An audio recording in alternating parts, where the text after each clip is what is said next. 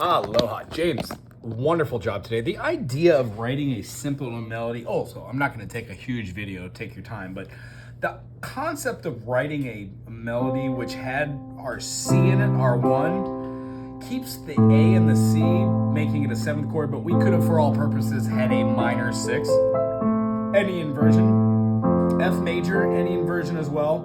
I like the fact that when you're moving, you're keeping somewhat centralized. I can't remember if you moved your fist when you went to your A, but I think that I remember you keeping your G up top, which is really groovy. If so, and that's the case, maybe try seeing this area here, something as being ghost notes. I didn't want to get into it while we were talking about things like a...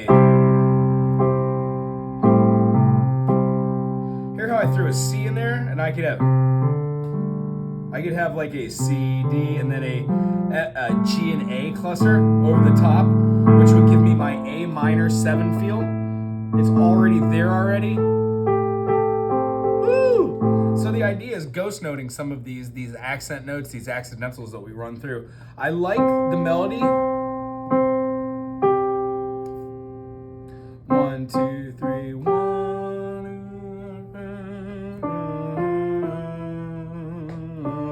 The reoccurring themes.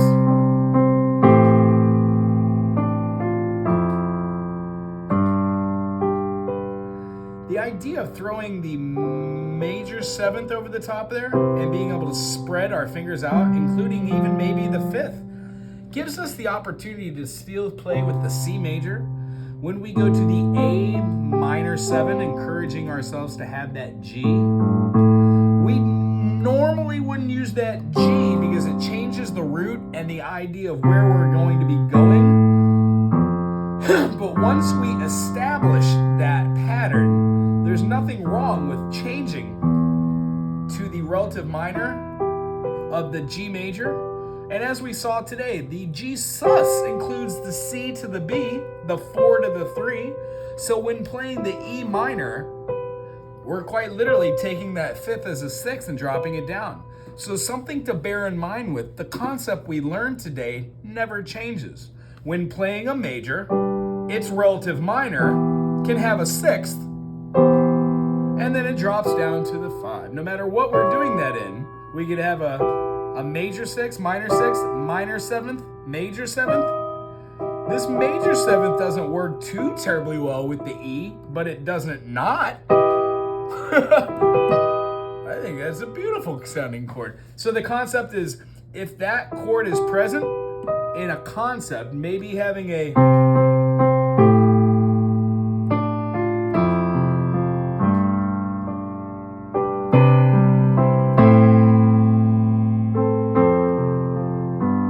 then getting to your major 7ths.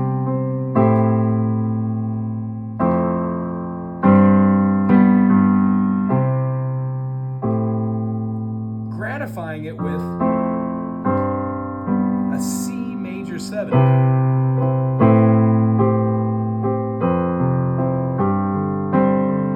And a delayed rather than a 2, 3, 4.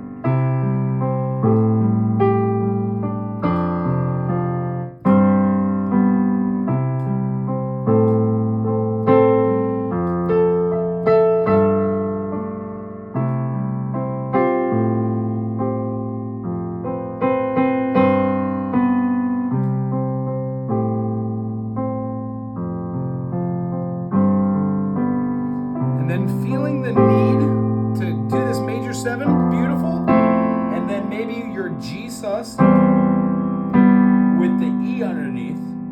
You can go back to your pattern.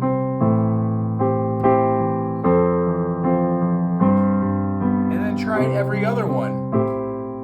And see if that really sparkles.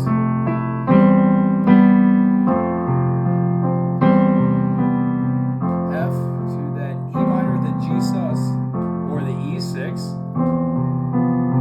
At this point, you have multiple different roads to go down. I'm not going to write the song for you, but if our first progression was a 1 with a 6 in the bass, C6, or just call it a 6, a 4, and then a sus 5, 5, no matter what inversion we're playing, and if we're using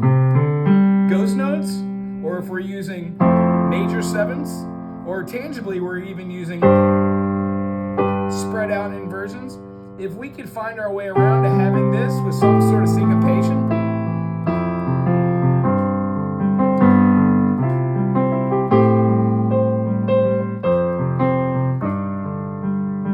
every once in a while finding our way back to that E minor with the G sus4.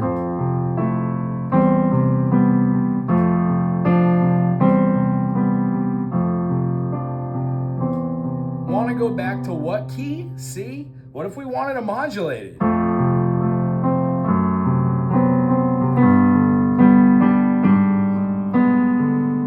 Now we're back at the A minor. We've gone to the 6. It's another road we could go down. I think you're doing a wonderful job moving your melodies. I don't want to change any of your process as far as writing. And then as far as what we're talking about is knowing what you're doing, being able to explain it, and then what you're doing right now with like group and whatnot and worship. Totally fine. Remember, there's nothing wrong with throwing a little bit of awesome inflection in while you're trying to show people and teach people. I know you said you're not doing the piano right now, but if you were doing the guitar and voice, just thinking about the piano as being your SATB, your soprano, alto, tenor, bass, might also shed a little bit of light on what we're doing in correlation with chord analysis. Like today was a G major, G with the sus, having the 4 there. What is that in its minor? It's a very interesting way to be able to write melodies. What's the Zelda? Caught me off guard. Plus, the fact that you like a lot of 8-bit music is really cool with me as well, if you ever want to work on that. Plus, send me that Sonic thing you were talking about. Maybe I could give a crack at it, see if I can figure it out. Anywho, it's wonderful seeing you. Keep going with the melody, and next week we're going to talk about what I just finished on. Being able to move through your passing seconds of fifths, and being able to use our leading tone and lending tone to really strike forth that melody. And then maybe using something other than just that major 7th, but maybe moving it to the E diminished, the dominant 7th, and using that same.